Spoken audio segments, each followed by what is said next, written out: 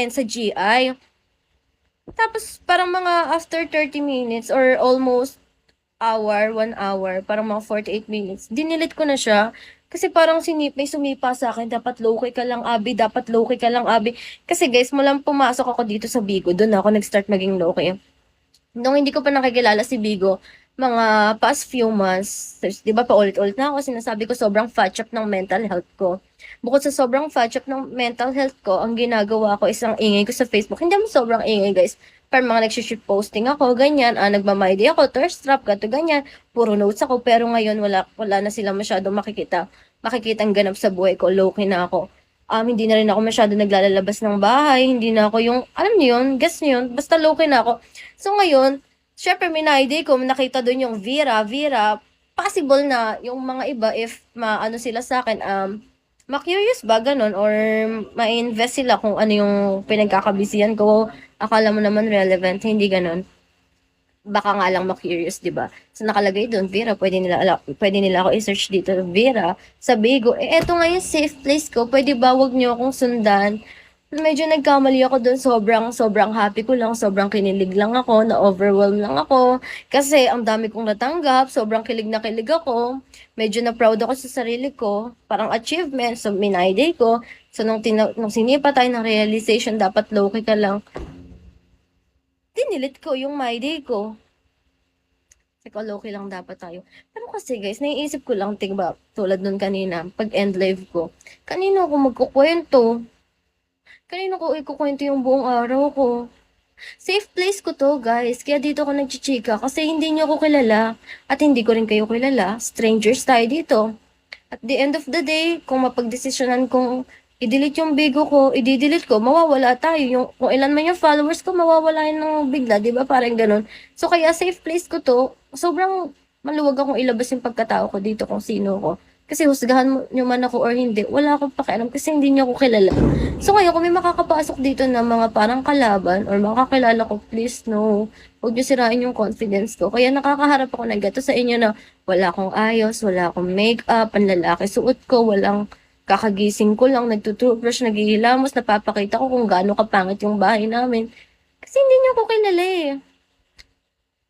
Yan lang, nandito pa ba kayo? Fairy tale, hala. End call ko na, baka antok na ako.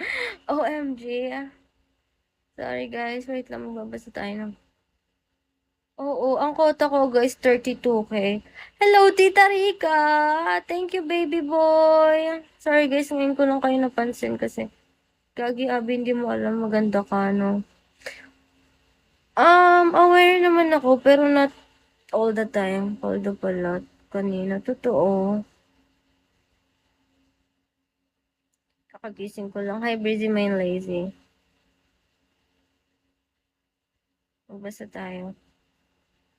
OMG. Nicola. Yup. So, yun, guys. Wala kasi, ito rin napansin ko, ha. Kaya sobrang nalalabas ko yung... Kaya sobrang ano ko dito, guys. Sobrang comfy ko dito. Kahit wala kasi akong makeup, may mga nag-ano sa akin, may mga nagko-compliment sa akin. Like, nagagandaan sila sa akin. Na parang walang nagsabi sa akin dito na pangit ako. So, wala. Kaya sobrang comfy ko sa inyo. Parang nabubos niyo yung confidence ko. Kaya, sobrang thank you. Sobrang thank you. Hindi niyo alam kung gaano ako ka-grateful. Hindi niyo alam kung gaano ako ka-grateful. OMG, Carl TZ. Stop that. Hindi naman ako nagsabi na maganda ako, yung mga ano yun, yung mga viewers yun, Carl TZ. O, diba? Thank you, guys. Totoo, sobrang grateful ko. Like, di ko ina-expect. Maybe siguro para dito nga ako. Pero guys, takot ako sa tao. Like, yung makikipag-socialize ako na marami yung kaharap ko. I can't. Pero kung ganito na ako lang magsasalita, walang sabay-sabay na ano, kaya ko. Tapos yung hindi ko maririnig yung mga sinasabi nyo, kaya ko. Pero yung kapag makikipag-socialize na ako, like for example, tapos marami tayo sa sobrang daldal ko, baka ma-OP ako or like may topic kayo, baka hindi ako makasabay, parang nahihiya ako or maybe may phobia na ako. Alam niyo yung mga tropa sa, kunwari, for example lang to guys. Alam niyo magtotropa kayo tapos nasa GC kayo, yun, nung nagkukwentuhan sila, nung nagchat ka, biglang tumahimik. Like, gets niyo ba? Yung ganon, masikip na masarap, hello. Ganon, 'di ba? So parang tsaka napahiya na ako nung ano, ewan ko guys, ano talaga parang may social anxiety talaga ako. Oo, na out of place ka kaya ayoko ng ganon. Tsaka hindi ko rin kayang ano makasalamuha kayo, umalis na ako sa ano ko guys. Thank you Carl TZ. Umalis na ako sa farm ko. Anyway guys, si Sarah, siya yung nagpasok sa akin. Thank you so much Carl TZ. Siya yung nagpasok sa akin sa ano, natutuwa ako sa kanya.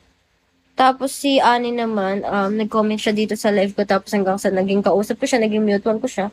Goods naman. Wala, tulungan lang kami. Sali ka sa farm namin. Ano bang farm nyo? Ano height mo? 5'4" sa screen, pero sa personal, wag mo nang tanungin.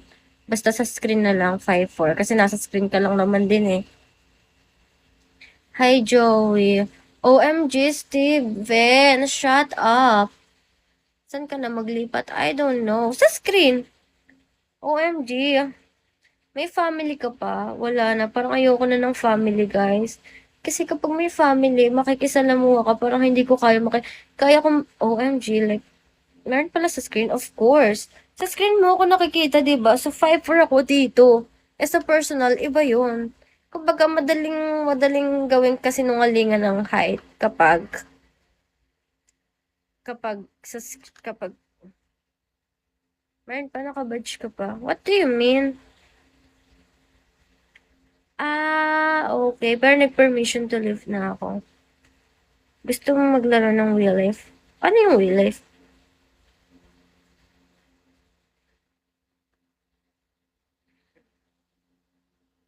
Mas malakas ka pa kaya Ani eh. Ay, hindi ko gusto. Hindi ko gusto. Ang dami ko naman followers. Nagulat ako. Oh, nataasan ko pa yung mas mga nauna sa akin dito, guys. Wala, hindi ko din alam. Actually, ewan ko. Like, kasi, di ba sinabi ko na rin naman sa mga tao dito. Bakit gising ka pa? Wala lang. Thank you, Nicola. Kalimutan ko din sasabihin ko. Eto nga pala. Kasi guys, sabi ko nga sa inyo, ulitin ko lang sa mga hindi naman nakarinig, no? Kasi kung panonoorin ko yung sarili ko, kung makikita ko yung sarili ko sa Bigo, mas manonood ako sa ibang host. Kasi sa ibang host, ang ganda ng setup nila. Naka